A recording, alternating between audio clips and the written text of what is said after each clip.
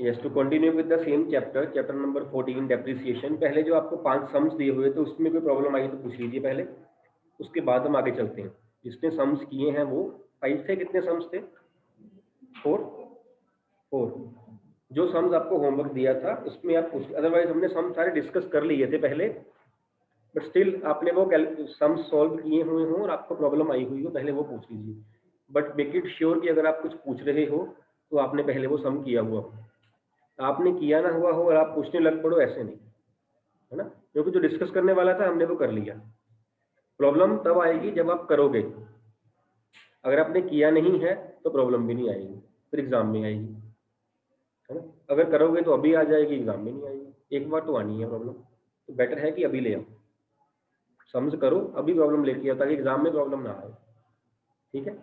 किसी को कोई मुश्किल हो पूछ लीजिए, या मैं शुरू करूँ आगे? हम किए हिमांशु? निकल आए आंसर्स? चेतन ने किए? नहीं किए। आपने किए पात्रा जी? एक क्वेश्चन किए, बाकी क्या कह रहे थे? आपको मना कर रहे थे बाकी की, मेरे को मत करना, ऐसे कहा किसी? कर लेते बेटा, निकी निके समय अभी मतलब बड़े समय, बड़े तो अभी आने। इसमें हमने जो सम्स कल डिस्कस किए उसमें क्या था, उसमें एक मशीनरी परचेज की थी, यही था ना? या उसको बाद में सेल कर दिया गया, या फिर सेल नहीं भी किया गया, सिंपल बैलेंस आ गया। हमने एक सम डिस्कस भी किया था उसमें। एक सम उसने कहा 3 साल का बनाओ, यानी फर्स्ट सम था शायद वो, है ना? फर्स्ट ही था, 3 साल का 4 साल का अकाउंट बनाओ।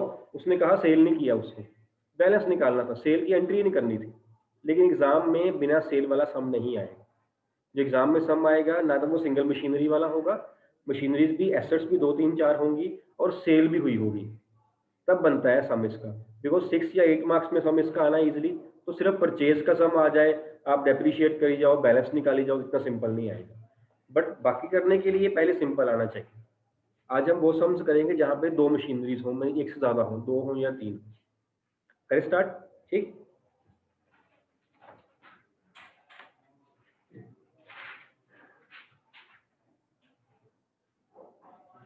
सम number is 7।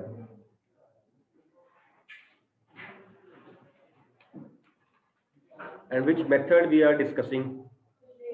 Straight line method, also known as original cost method, also known as fixed installment method, है ना? Sum number 7 says, देखिए, he says a van was purchased on 1st April 2016 for rupees 60,000 and rupees 5,000 was spent on its repair and registration. On 1st October 17, another van was purchased for rupees 70,000. On 1st April 18, the first van purchased on 1st April 16 was sold for rupees 45,000 and a new van costing rupees 1,70,000 was purchased on the same date. Show the van account from 1617 to 1819 on the basis of straight line method. If the rate of depreciation charged is 10% per annum, assume that the books of accounts are closed on 31st March every year. अगर ये बात ना भी लिखी होती 31st मार्च वाली, हम तब भी 31st मार्च को कहते। अगर उसने कहा हुआ हो कैलेंडर ईयर फॉलो कर रहा है बिजनेस, तो हम 31st दिसंबर करेंगे, वो तब जब कहा गया हो। नहीं कहा गया हो 31st मार्च फाइनेंशियल ईयर। ठीक है? अब जो ये सम है ना, एक्चुअली यहाँ पे कैलकुलेशन ज़्यादा होती हैं और मिस्टेक के चांसेस भी इसीलिए ज़्यादा हो जाते हैं।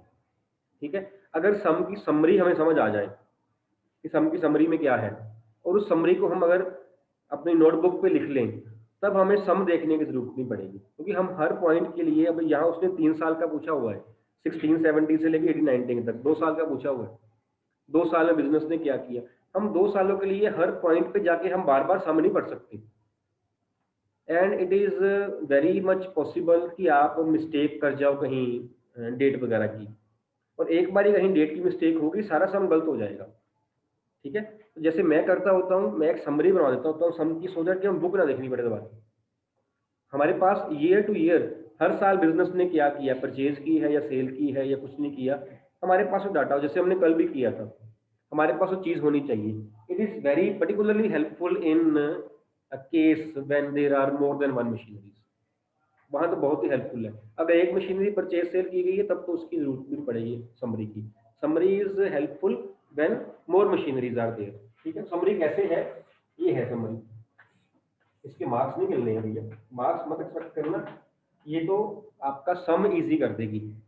It is not a part of an answer, है ना, आंसर का पार्ट नहीं। ठीक, हम इसको सम को ना ईयर वाइज ले लेंगे। आप देखिए उसने फर्स्ट क्या कहा, उसने 1 अप्रैल 16 को एक एसेट परचेज करी।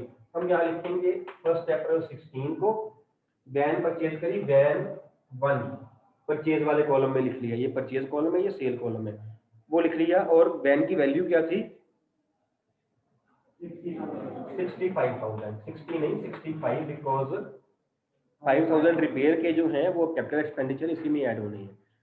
Then he says on 1st October 17, one more van was purchased. 1st October 17, van 2 for rupees 70,000. On 1st April 18, 1st April 18, what happened? First van was sold for 45,000. ये वाली van ये cell कर दी, van 1 45,000 की। ठीक है, ये हो गया, ये साथ में लिख भी दिया मैंने, वैन 1 सेल करी है और प्राइस कितने की, डेट भी हो गया। अब ये चीजें करने के बाद हमें सम देखने की जरूरत नहीं पड़ेगी। And on the same date ही says one more van was purchase worth rupees 1,70,000। Same date को एक परचेज होगी 1,70,000 की, वैन 3, यही है। He says 10% is the rate of depreciation and books are closed on 31st March each year। 10% per annum straight line method, 31st March books close. लो sum सारा आपके पास अब डेट वाइज आ गया, है ना। सम में अगर देखेंगे बार बार तो कहीं ना कहीं डेट का फर्क पड़ सकता है। ठीक, ये जरूरी नहीं है, अगर आपको वहां से क्लियर हो रहा है वहां से कर दीजिए, लेकिन कन्वीनियंट आप देखना आपको ऐसे हो जाएगा। ये करने की जरूरत नहीं है हर बार, आपकी ऑप्शनल है आपके लिए। ठीक, अब बिजनेस में उसने पूछे हैं ईयर्स। उसने कहा है पहला ईयर बन रहा है 2016-17, अगला बन रहा है 17-18, 18-19, 3 साल ही बनते हैं, 18-19, ये 3 साल बन रहे हैं। 3 साल में बिजनेस ने क्या क्या किया। जो ये 1/4/16 वाली परचेज है किस साल में आ रही है, फर्स्ट वाले में परचेज, फर्स्ट वैन की। क्लियर हो रहा है, रफ वर्क है ये वाली परचेज कहाँ आ रही है, 1/10/17, 17-18 में आ रही है। 16-17 means 1 April 16 up to 31st March 17। 17-18 means 1 April 17, 31st March 18, and 1 April 18, 31st March 19। तो 1/10/17 इसमें आ रहा है परचेज सेकंड मशीनरी की। ठीक है, ये देन 1/4/18 कहाँ आ रहा है, इसमें एक परचेज है मशीनरी थर्ड की और एक सेल है मशीनरी 1, ये हो रहा है। अब जब हम करेंगे ना सम, हमें देखना है कि इसमें परचेज की है, परचेज कर दिया, साल खत्म कर दो, बैलेंस निकाल दो। ये तो क्या होगा, किसी और साल की परचेज या सेल हम किसी और साल में डाल देंगे, सारे सम गलत हो जाएंगे। Should I continue? ठीक है, करें वैन अकाउंट।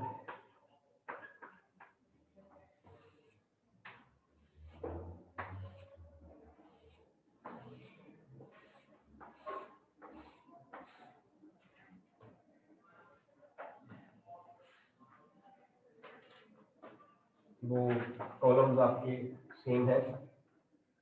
ठीक, फर्स्ट है आपका 1/4/16 को, ये डेट कॉलम। फर्स्ट हमने परचेज की वैन 1 टू बैंक V1 ₹65,000।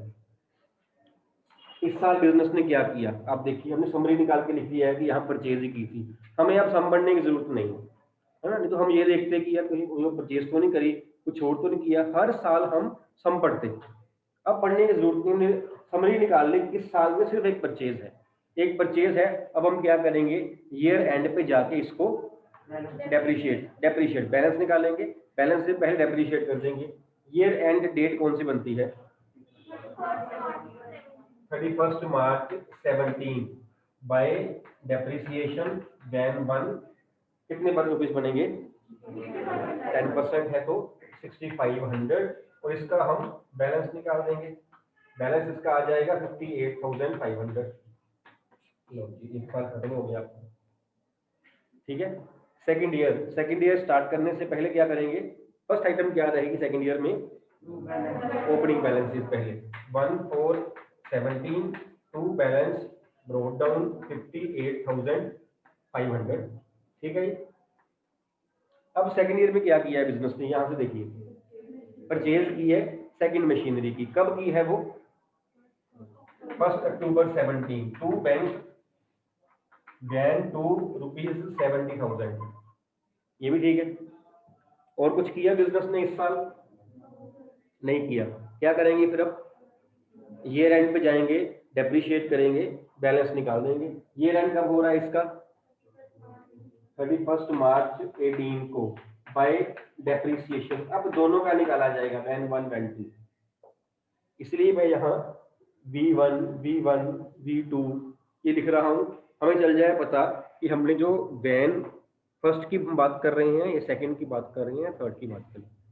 जब भी ज़्यादा एसेट्स परचेज की होंगी अपनी हेल्प के लिए, वहाँ पे आपने M1 मशीनरी हो, फर्नीचर हो तो F1, वैन हो तो V1 लिख देना है। डेप्रिशिएट करते वक्त भी लिख देना है आपको, ठीक है।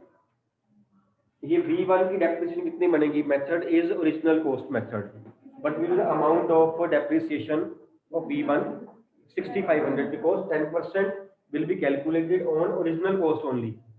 इस पे कैलकुलेट किया जाएगा 6500। एंड V2 कितने की थी? 70,000। इसकी कितनी बनेगी? No, yes, because the date of purchase is given, it has been purchased during the year. सारा साल नहीं यूज किया हमने, कल ये बात कई बार डिस्कस की थी। The asset will be used for the period for which it has been, asset will be depreciated for the period for which it has been used in the business.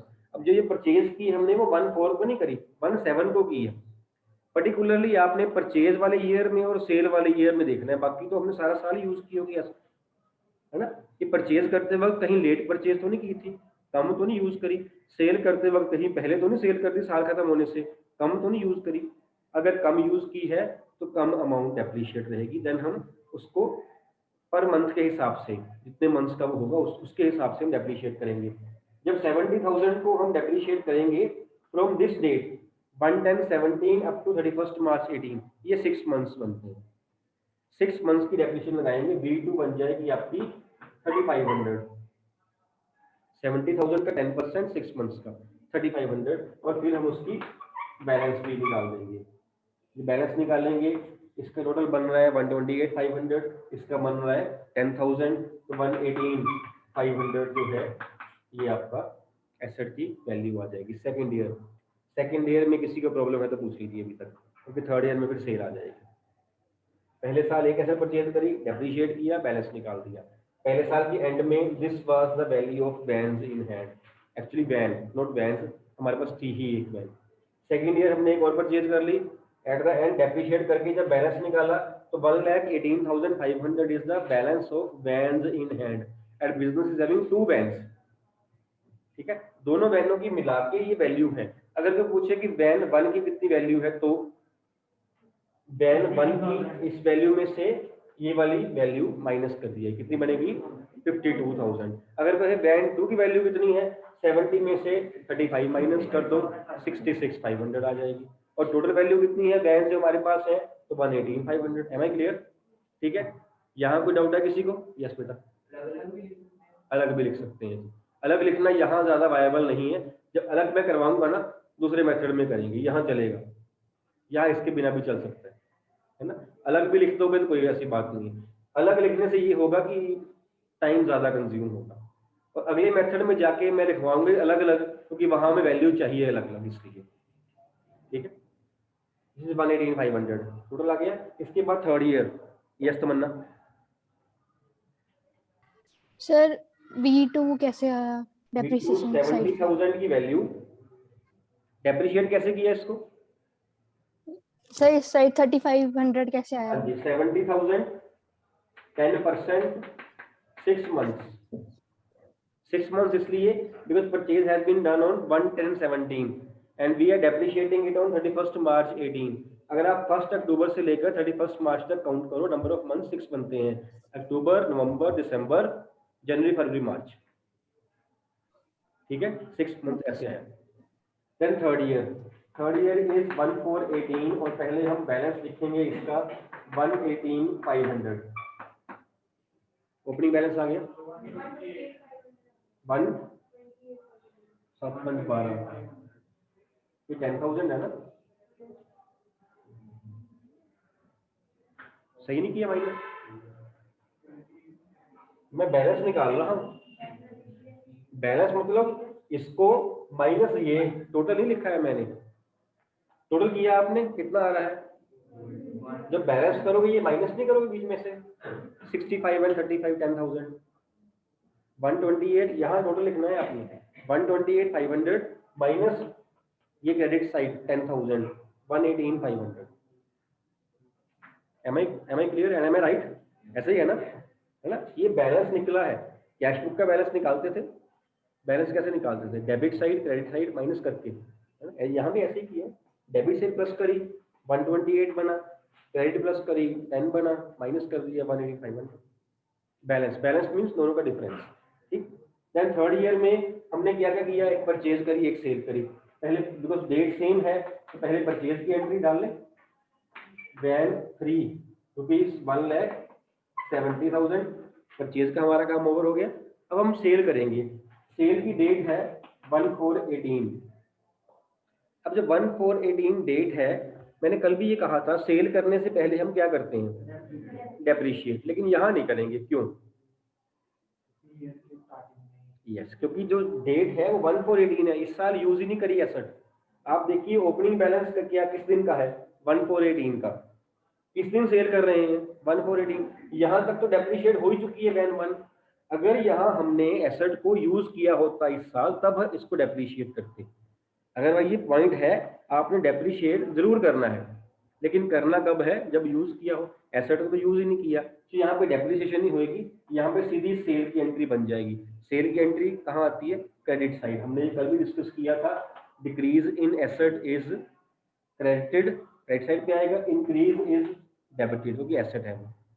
Decrease हो गई है तो by bank, और आनी कैसे है, with sale price. Sale price था 45,000, तो 45,000 की हमारी एसेट हम सेल हो गई।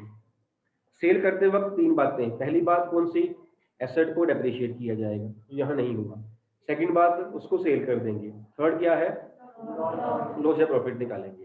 अब हम देखेंगे हमारी एसेट कितने की थी, 65 की, इसको डेप्रिशिएट किया, कितने की रह गई, 58,500 की। 58,500 में से 65 और सिर्फ वैन 1 की बात कर रहा हूँ, कितना रह गया हमारी वैल्यू, 52,000, 30 माइनस हुआ 52,000। 52 की हमारी एसेट थी, हम कितने में सेल कर रहे हैं, 45 में। प्रॉफिट हुआ कि लॉस हुआ, बुक वैल्यू 52,000 थी, cell price is 45,000, it means loss on sale of asset is 7,000। Loss किस साइड आएगा, credit side, by loss on sale 7,000। ठीक है। ये इस साल और क्या किया बिजनेस ने, एक परचेज की थी एक सेल की थी, परचेज भी कर दी सेल भी कर दी। अब क्या करें, ईयर एंड कर दीजिए। ईयर एंड करना मतलब बैलेंस निकालना, बैलेंस से पहले depreciation 31st March 19। Now how many bands the business is having, 2 bands, कौन कौन सी, सेकंड एंड थर्ड। 3 थी ना बिजनेस के पास, 1 2 एंड 3। 1 सेल हो गई, वो गई, सिर्फ वो एसेट्स डेप्रिशिएट करेंगे जो हमारे पास पड़ी हुई। पड़ी कौन सी है, V2 एंड V3, है ना। तो bye depreciation V2 and V3, what will be the amount of depreciation of V2, आप बताना बेटा मेरे को। ट्यूशन में बाहर रखे हो, जो कंपटीशन की है बाहर रखे हो, बाकी बातें बाद में। हाँ, कहाँ से आई थी, कर लिया, चलो 7,000। 7,000 यहाँ पे आ गई, और 7 कैसे आई है, ये कैसे आई है, इसको किससे किया है, 70,000 को 10%, number of months 12 months mean full year, तो हम नहीं लगाएंगे ना, मनी रह जाएगा वो। 70,000 का 10% 7,000, and what is the value of depreciation of van 3, 70। 170 का 10%, यहाँ नंबर ऑफ मंथ्स फिर नहीं लगेंगे बिकॉज परचेज डेट हमारी ओपनिंग डेट सेम ही है, सारा साल एसेट यूज हुई है 17,000 ये। एंड देन क्लोजिंग बैलेंस इसका निकाल लीजिए, कितनी बैंड है हमारे पास। क्लोजिंग बैलेंस निकालने के लिए इन दोनों को प्लस कर लीजिए, इन दोनों को प्लस कर लीजिए और माइनस कर लीजिए, चेक करिए कितना आ रहा है, कितना, दोबारा बोलो, काउंट बस 21 सुना मेरे को, बाकी नहीं सुना है। 212500 माइनस करके कितना आ रहा है टोटल? इसका बन रहा है आपका 288,500, इतना ही। इसका बन रहा है 31 एंड 76,500, 76 ओनली, 76,000 बोल जाते तो yes 212,500। Total is 288,500, balance is 2,12,500। करिए इसको, सम को देखिए।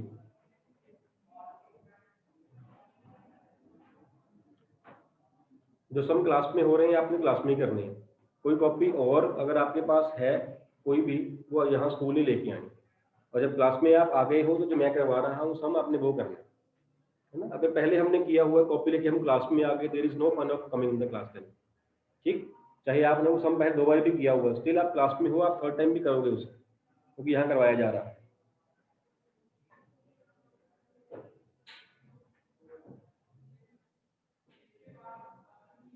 करें आगे।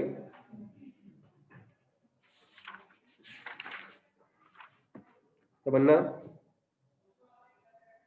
तमन्ना आपका वो सम हो जाएगा, सम नंबर 3 जो प्रॉब्लम आई थी आपको? Yes sir. हो जाएगा अभी। अब आप फिर ट्राई Yes, करना, फिर नहीं होगा तो फिर बात करेंगे, ठीक है। ओके और सर। उसमें सम नंबर 3 में कुछ नहीं है, परचेज ही है सिर्फ, तीनों मशीनरीज की सेल नहीं है यहाँ पे। Okay sir.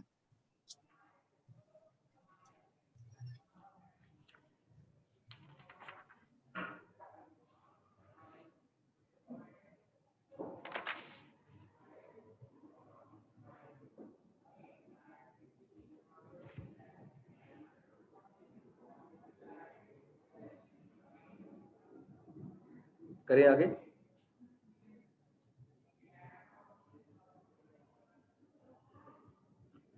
अब इस सम में एक पॉइंट आया कि एसेट की हमने बुक वैल्यू जो थी वो निकाली कैसे book value? Assets minus depreciation करके। उसको हमने सेल प्राइस से कंपेयर किया, सेल प्राइस कम था, लॉस आ गया। Means book value minus sale price is equal to loss, and book value minus loss is equal to sale price. आपको लॉस और सेल प्राइस में से एक चीज दी होगी, दूसरी आपने माइनस करके निकाल लेनी है। मेरी बात फॉलो कर रहे हैं? अगर यहाँ पे कहा होता the asset this asset then 1 has been sold at a loss of 7,000, फिर हम क्या करते? फिर हम 52,000 में से 7 माइनस करते और सेल प्राइस निकाल लेते। वैल्यूज तो वही आनी थी, ये दोनों ही। 52 तो हमारे हाथ में ही है, 65 माइनस दिस एंड दिस वो आ गया। बुक वैल्यू तो बुक्स में मिल जानी है, वो हम बना रहे हैं। बुक वैल्यू को हमने कंपेयर करना है सेल प्राइस के साथ। अगर वो सेल प्राइस कम है इट मीन्स कि वो लॉस हो गया। हमने पढ़ा हुआ है 5th 6th में, है ना। सेल प्राइस अगर बुक वैल्यू से कॉस्ट प्राइस से कम है तो वो हमारा लॉस हो गया। तो book value minus sale price equal to loss. अगर वो कहे, ये ना बताया हो, वो कहे then one has been sold on this date at a loss of 10,000 7,000 suppose. 52 वाली एसेट 7 के लॉस पे सेल हुई है, means it has been sold for ₹45,000। Then दोनों में से आपको एक चीज दी होगी, एक चीज आपने माइनस करके निकाल लेनी है। लेकिन अगर यहाँ पे कहा होता the asset has been sold at a profit of 7,000 suppose, तब हम क्या करते? प्लस कर देते। In that case sale price would have been 59,000, और जो प्रॉफिट होता उसको हम डेबिट साइड लिखते टू प्रॉफिट ऑन सेल, और जो आपका सेल प्राइस रहता यहाँ बाय बैंक करके वो कितना रहता? 59,000। क्लियर ये बात? ठीक है ना। तो किसी सम में आपको सेल प्राइस दिया होगा, किसी सम में आपको लॉस दिया होगा, दूसरी चीज आप निकाल लोगे। जैसे कि सम नंबर 8 में, ये हम सम 2 दिन डिस्कस करते हैं, ये आपका होमवर्क रहेगा। सम नंबर पहले 6 कर लीजिए। 6 बिल्कुल जैसे हमने अभी सम किया है ना, वो सेम है सम। On 1st April 2015, A Limited purchased the machine for ₹2,40,000 and spent ₹10,000 on its erection. मैं साथ में अगर आपको सही लगे समरी बना दूं, अगर आपके लिए हेल्पफुल हो तो आप कर लेना।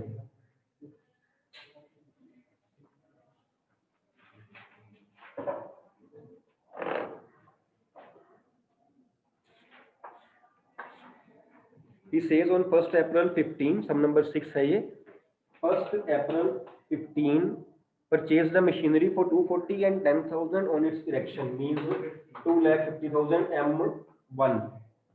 Then he says on 1st October 15 an additional machinery costing rupees 1 lakh was purchased. 1,10,15 M2 value is 1 lakh, purchase column में.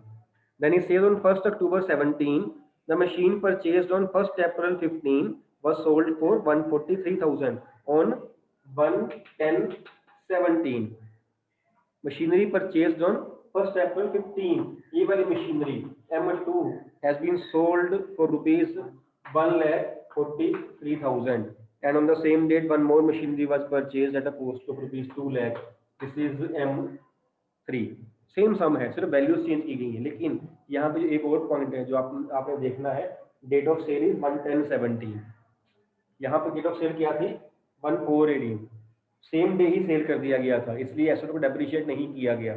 जबकि इस सम में एसेट को यूज किया हुआ है 6 मंथ्स.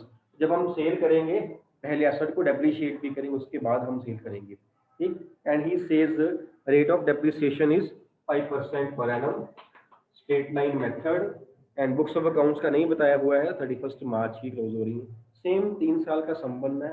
ऐसे ही एसेट्स आपने परचेज करनी है, ऐसे सेल कर देनी है. बस एडिशनल पॉइंट यहाँ पे आएगा डेप्रिसिएशन वाला. I hope I am clear, summary is clear है ना. एक सम नंबर आप देखिए 8th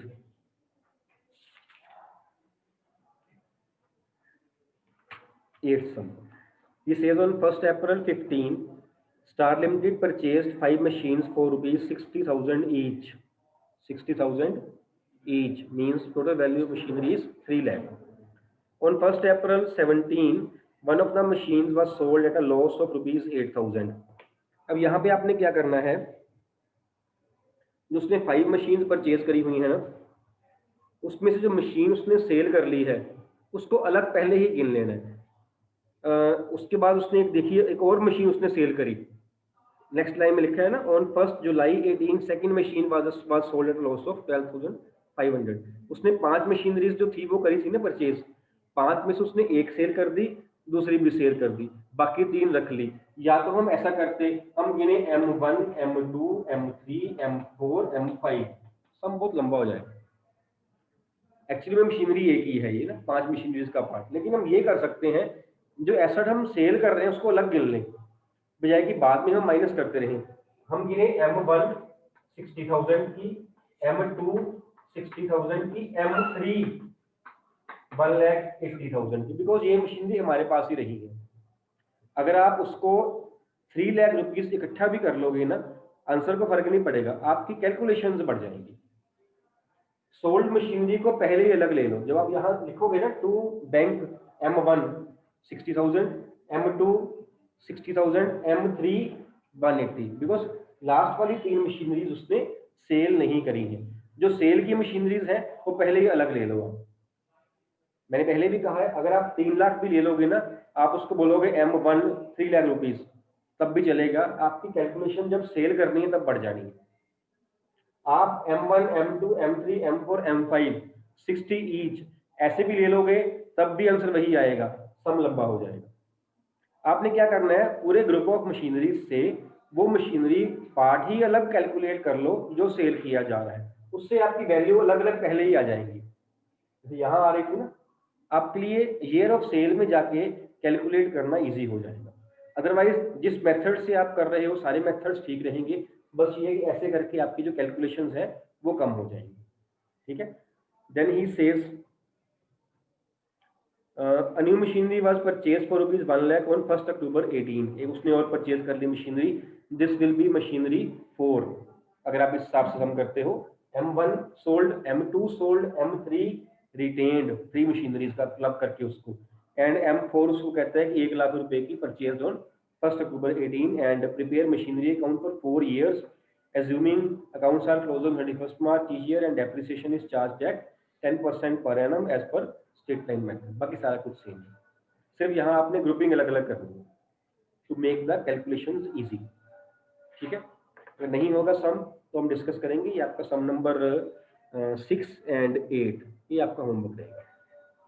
आपने करके आना है, चाहे गलत हो जाए, आपने सारे गलत करके आ जाना है, कोई बात नहीं, हम ठीक कर लेंगे। मैंने कल भी यही कही थी बात, अगर आप नहीं करके आओगे मैं कुछ नहीं कर पाऊंगा। आप गलत करके आओगे मैं उसको ठीक कर दूंगा, और जब आप कुछ गलत करके आओगे ना, वो सारा गलत नहीं होगा। किसी की भी ये मिस्टेक नहीं हो सकती, है ना। आज की डेट में कोई बच्चा ये मिस्टेक नहीं कर सकता, वो 2 बैंक की गलत डाल दे, ये तो नहीं हो सकता। वो ठीक डालोगे, चाहे आप इसको 60-60 करके डालो, चाहे आप 60-60 180 डालो, चाहे 3 लेफ्ट डालो, बात एक ही है। ये तो नहीं गलत करोगे, आपका सारा कभी गलत नहीं हो सकता, बट स्टिल अगर आप सारा भी गलत कर दोगे ना, मैं सारे ठीक कर दूंगा, लेकिन मैं कर उसका पाऊंगा जो घर से गलत करके आया हो। आप करके नहीं आए हो तो मैं करवा नहीं पाऊंगा, ठीक है। जैसे हमने ये वाला सम किया, ऐसे ही आपने 2 सम्स आगे करने हैं, और डिस्कस हमने कर लिए होंगे, ठीक। उसके बाद कल दोबारा इसको फिर करेंगे, ठीक है। और ये विद इन 2 मोर डेज आपका जो ये टॉपिक है, ये टॉपिक जो है ये आपका फिनिश हो जाएगा, स्ट्रेट लाइन मेथड का। फिर आपका डिमिनिशिंग बैलेंस मेथड हम स्टार्ट करेंगे, ठीक है। Any doubt, anyone? No doubt. चलिए, मैं एंड द मीटिंग प्लीज।